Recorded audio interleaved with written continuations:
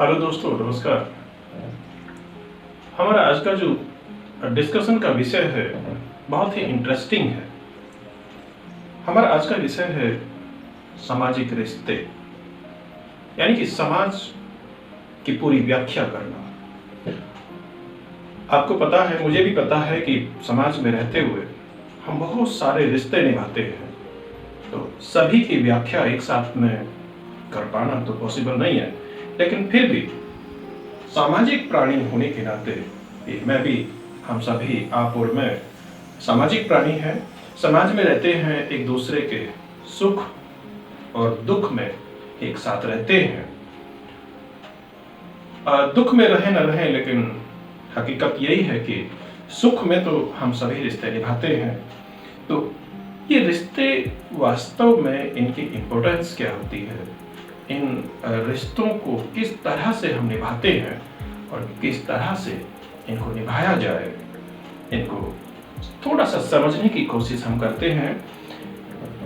ये 3 रिश्ते आज के इस वीडियो में डिस्कशन में करना चाहूँगा। सबसे मेन जो ट्रेंडिंग जो रिश्ता आजकल है वो है दोस्ती, यानी कि दोस्ती का रिश्ता इतना पवित्र माना जाता है। तो आज हम दोस्ती पे डिस्कशन हम करेंगे। एक रिश्ता हमारा है ये माता पिता और उनके बच्चों के बीच, यानी उस रिश्ते पे थोड़ा सा रोशनी डालेंगे।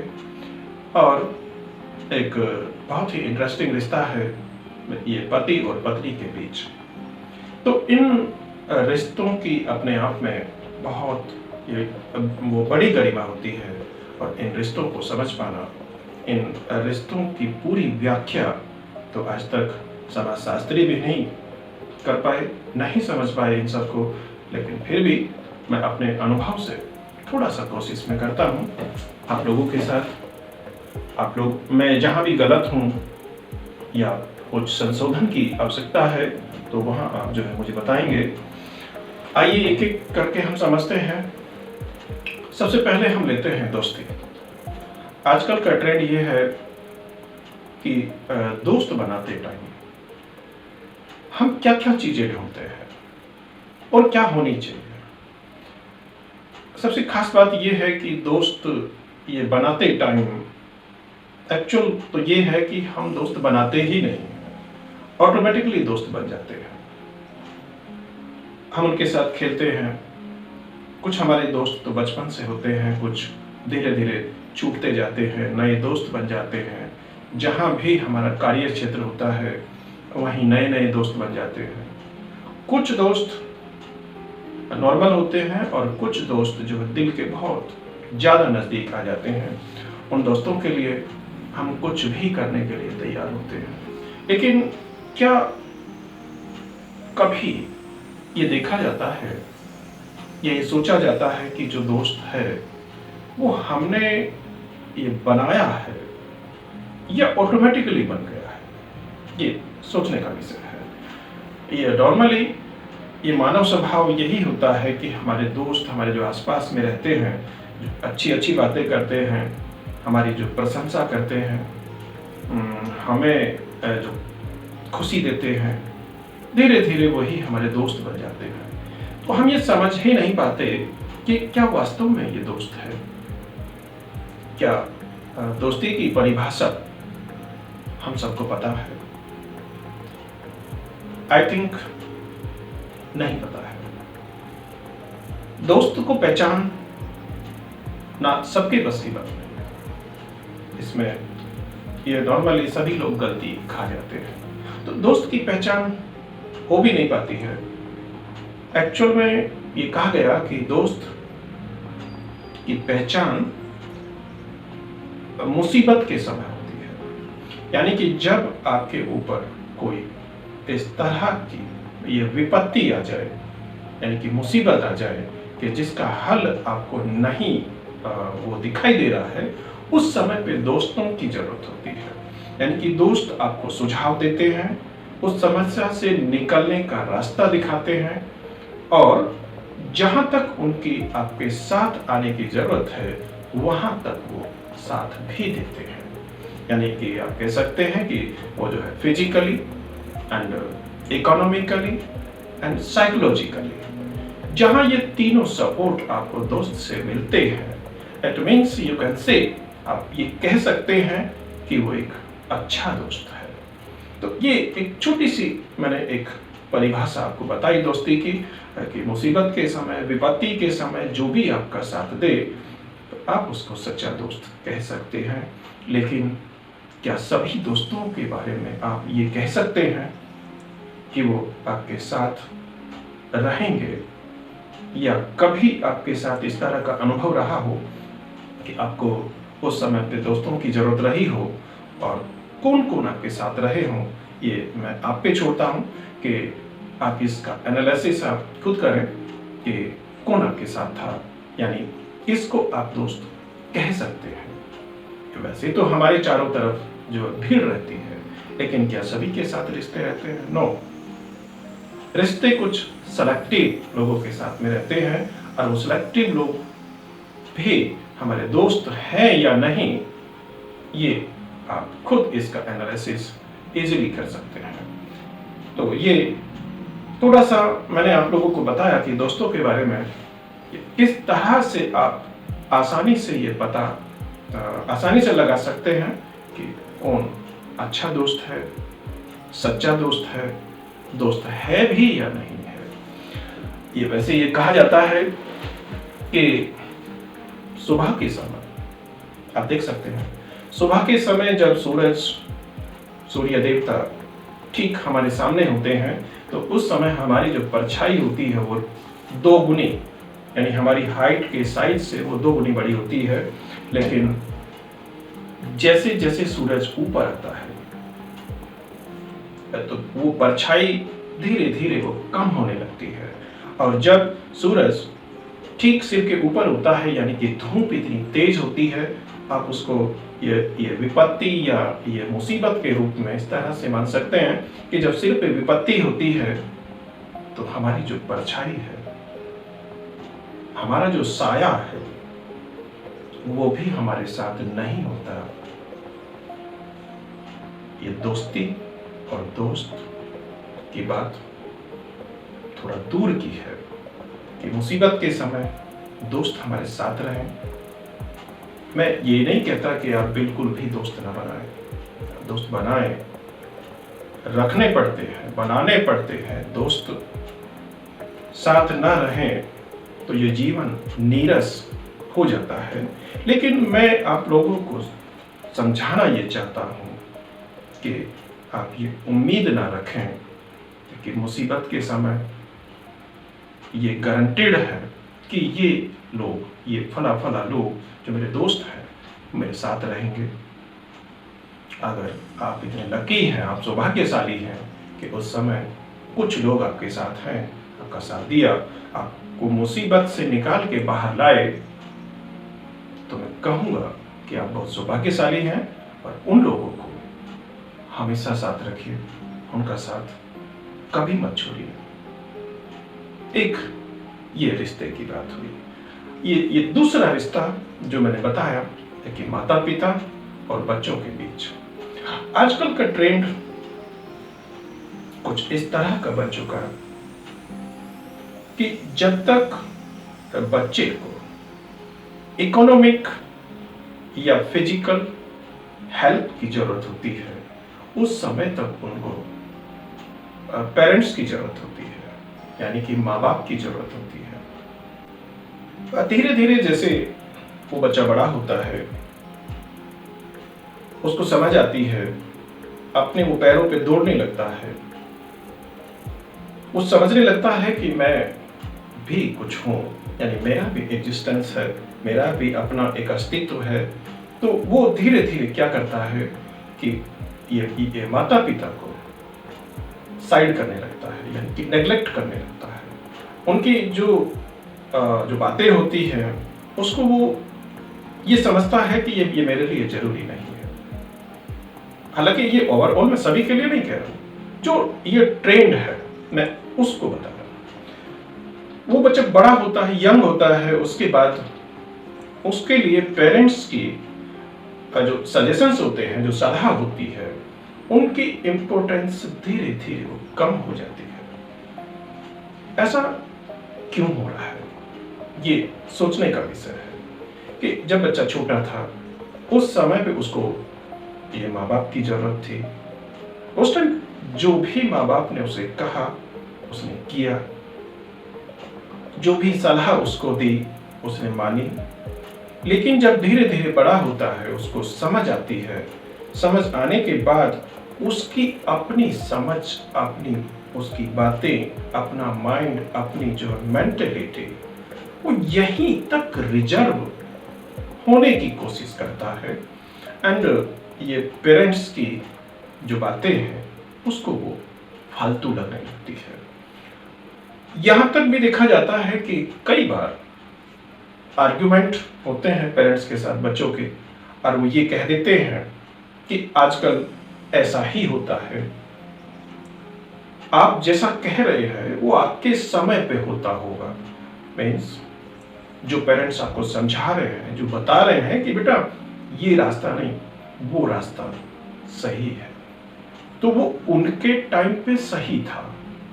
आज आपका टाइम है तो अब वो सही नहीं रहा है। इसका कुछ अर्थ मैं इस तरह से समझ पाया।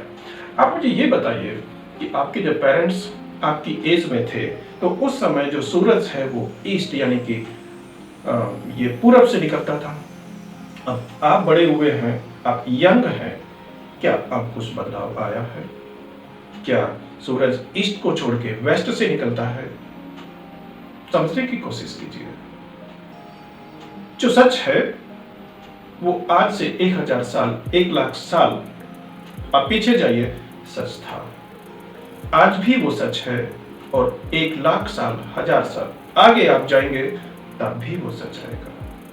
क्या आप ये आज कह सकते हैं कि आज से लगभग 1000 साल बाद सूरज की डायरेक्शन बदल जाएगी? वो ईस्ट को छोड़ के वो साउथ से निकलेगा, या फिर सुबह में वो नॉर्थ में दिखाई देगा? अभी तो नहीं लगता। जब अभी नहीं लग रहा है तो फिर आपके जो पेरेंट्स की जो सलाह है, जो एडवाइस है, उनका जो अनुभव है, वो आपके लिए यूजफुल क्यों नहीं है? आप ऐसा क्यों सोचते हैं कि उनकी बातें ओल्ड एज की बातें हैं? यानी ये पेरेंट्स और आपके बीच, यानी बच्चों के बीच एक वो गैप है, यानी कि जिसको आप कहते हैं it is the generation gap.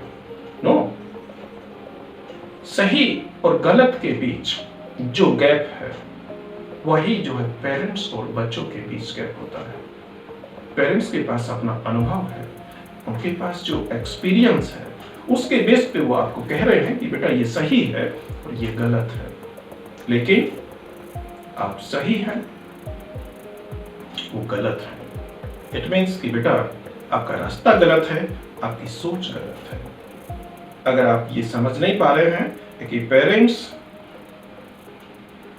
यहां इस धरती पे, उनसे बड़ा आपका कोई हितैषी हो ही नहीं सकता। ऊपर आपका भगवान और धरती पे आपके माँ बाप। अगर आप ये सोचते हैं कि वो गलत हैं, इट मीन्स कि आप जो भगवान को चैलेंज कर रहे हैं कि वो गलत है। मैं तो ऐसा ही मानता हूं। आप एक अच्छी औलाद हो सकते हैं। कैसे? आप अपने जो पेरेंट्स को फॉलो करिए।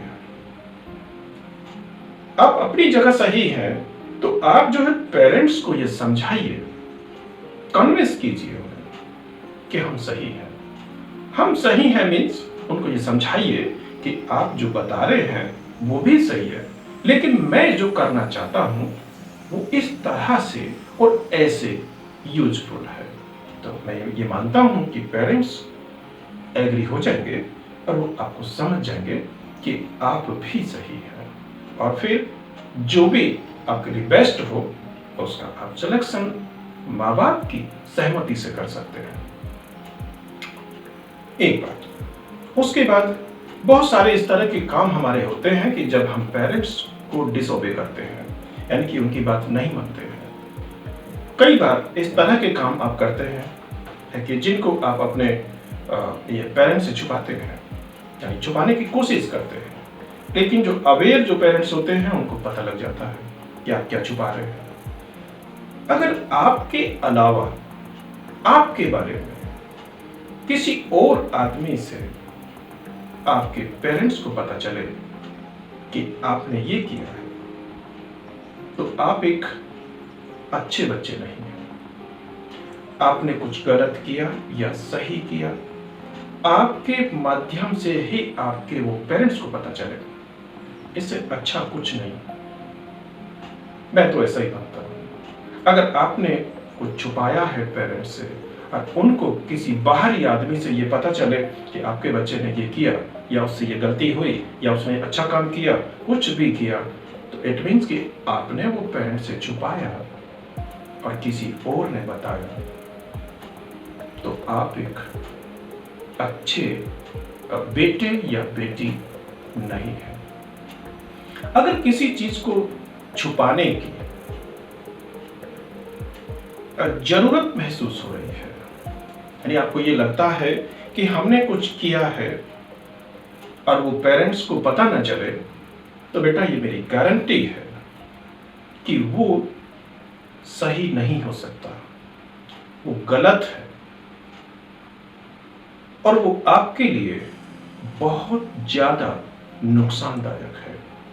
अभी नहीं है तो भविष्य में होने वाला है। यानी जिस बात को माँ बाप से छुपाया जाए, ये समझा जाए कि अगर माँ बाप को ये बताया तो हंगामा होगा या कुछ आपको डांट पड़ेगी या कुछ भी गलत होगा, तो इट मीन्स कि अभी आपने छुपाया है, अभी आपके साथ कुछ गलत नहीं हुआ, लेकिन आप जब तक उसको छुपाते जाएंगे वो इतना बड़ा हो जाएगा कि आपका पूरा का पूरा जो भविष्य है, यानी आपका जो कैरियर है, वो चौपट हो सकता है।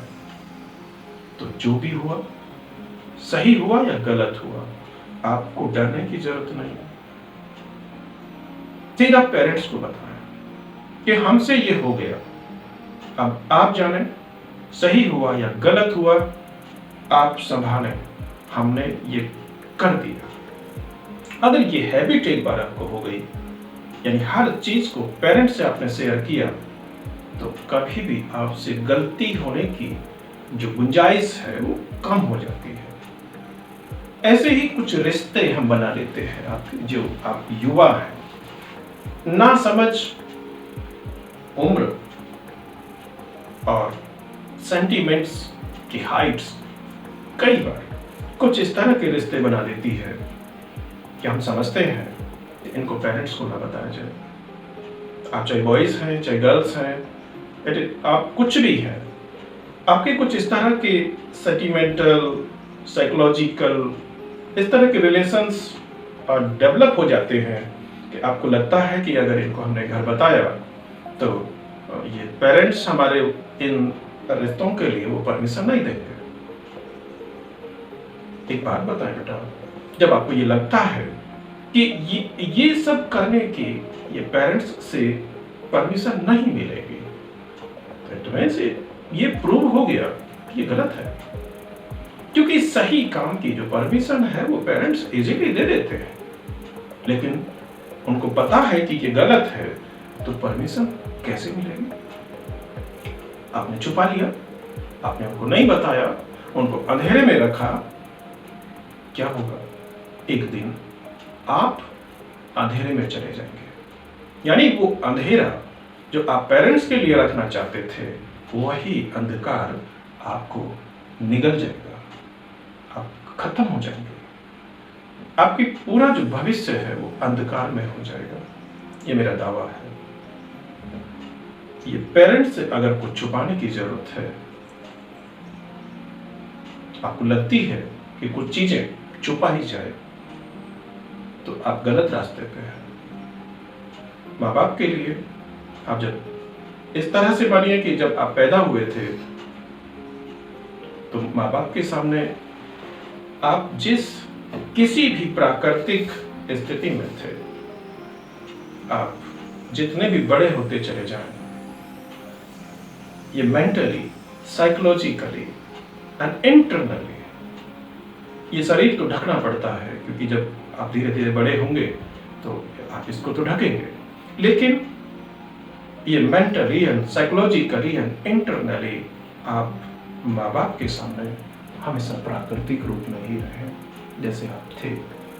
अगर आप ऐसा रहेंगे तो हमेशा फायदे में रहेंगे, आपको कोई नुकसान नहीं पहुंचा सकता। आप ये मेरा दावा है कि अगर आप बिल्कुल ओपन हैं पेरेंट्स के साथ तो आप कोई इस तरह की गलती नहीं कर पाएंगे कि आपके वो भविष्य में कोई वो रुकावट बन सके। तो ये माँ बाप और बच्चों के बीच जो रिलेशन है उसको थोड़ा सा समझने की मैंने कोशिश की है, और जितना मैं समझ पाया वो मैंने आप लोगों को बताया। इसके बाद में एक तीसरा रिश्ता जो मैंने आपको बताया था वो ये पति और पत्नी का बहुत ही ये प्यारा रिश्ता है। आप लोग समझते होंगे कि एक बेटी अपना घर छोड़ के वो दूसरे के घर आती है तो बड़ी हिम्मत की बात होती है। उसको वास्तव में बहुत सम्मान की जरूरत है, बहुत ज्यादा ही प्यार की जरूरत है। उसको वो मिलना चाहिए। अपना घर छोड़ के जहां वो 20-22 या 25 साल रही, उसको छोड़ के वो ऐसे एक अननोन वो घर में जाती है जहाँ के सिस्टम को वो उसके लिए नया है सब कुछ, उस सिस्टम को समझने में उसको टाइम लगता है। तो वहां उसको जो अपनापन, जो फीलिंग्स आनी चाहिए, रियल में वो अब कुछ कम बची है, नहीं रही है। हम इतने फास्टली जा रहे हैं कि हम ये समझते हैं कि जो ये घर में लड़की आई है जिसको बहू कहते हैं, उसको सब काम में ट्रेंड होना चाहिए। यानी आते ही उसको अपने आप ये समझना चाहिए कि उसको ये करना चाहिए था। ये पॉसिबल नहीं है। आप कोई भी अननोन घर में जाइए, वहां आपको ये नहीं पता होता कि कौन सी चीज कहां रखी है, उसको कहां रखना है। तो समझना चाहिए कि एक नया बच्चा जब घर में आता है तो उसको एडजस्ट होने में, उसको लोगों को समझने में, वहां के ये मेंबर्स के साथ जो रिलेशन बनाने में, सिक्योरिटी फील करने में समय लगता है। वो समय उसको दीजिए। उस बीच में कुछ गलतियां भी होंगी। अपना उसका जो एक नेचुरल एक एटीट्यूड है जो उसके अपने वो मायके में था, वो भी रहेगा। एडजस्ट होने में, उसको चेंज करने में उसको टाइम लगता है। यानी कि एक वो बेटी से उसको बहू बनने में जो टाइम लगता है वो उसको चाहिए, और वो देना भी चाहिए। ये नहीं कि उसने ये मिस्टेक किया, वो मिस्टेक किया और शादी हुई और 6 महीने बाद में उसका डाइवोर्स हो गया। एक 6 महीने में एक बच्चा ये समझ नहीं पाता कि इस घर का एटमॉस्फेयर क्या है। वो गलतियां करेगा तो उसको समझने का टाइम चाहिए। उसने गलती की है, उसको समझाना चाहिए। और ये बेटी का भी ये फर्ज है कि वो चीजों को समझे, एडजस्ट करे। तो ये पति और पत्नी का ये रिश्ता बहुत ही ये प्यारा होता है, लेकिन इसको समझने में आज का जो ट्रेंड है वहां कुछ अजीब सी कहानी है। 1 महीना हुआ नहीं शादी का कि डाइवोर्स का नोटिस आ गया। क्या हो रहा है ये सब? 6 महीने रिश्ता चला, उसके बाद फिर वापस। आजकल ये ट्रेंड बहुत खराब चल गया। थोड़ा पीछे जाएं तो ये कहा जाता है कि शादी जब होती थी तो हमारे यहाँ भारत में ये माना जाता है कि 1 नहीं, 2 नहीं, ये 7 ये जन्मों का रिश्ता होता है शादी का। यहाँ तो 7 ये जन्मों की बात तो छोड़ दीजिए, 7 ये महीने भी नहीं चल पाता है। ऐसे भी केसेस हैं। लेकिन थोड़ा पीछे जाएं तो पत्नी को जो कहा जाता है कि जब वो बनाने पे आती है, जब अपना अपनत्व वो दिखाती है, तो सत्यवान को वो यमराज पे से छीन के ले आती है, और उस टाइम एक पत्नी सावित्री बन जाती है। लेकिन जब वो ये चाहती है कि नहीं, मुझे कुछ और करना है, तो एक राजा को रंक बना देती है, और जब बनाने पे आती है तो एक गरीब की झोपड़ी को महल बना देती है। ये एक क्षमता है पत्नी की, ये जो ताकत होती है उसमें, वो अगर समझने पे आए तो गरीबी का जो टाइम है, ये पत्नियां तो गरीबों की भी होती है।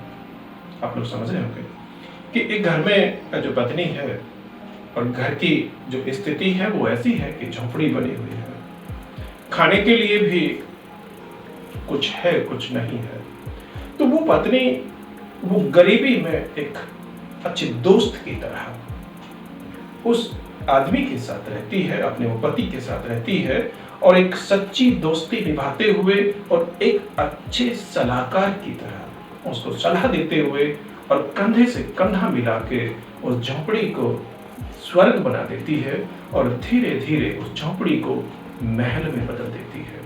ये ताकत है पत्नी की। अगर वो ना समझ पाए तो महल में रहते हुए उसको झोपड़ी बना सकती है। ये ताकत है पत्नी की। केवल रिश्तों को समझने की जरूरत है। अगर आप रिश्तों का अपनापन समझ गए तो वो रिश्ते जो है बड़े महान बन जाते हैं।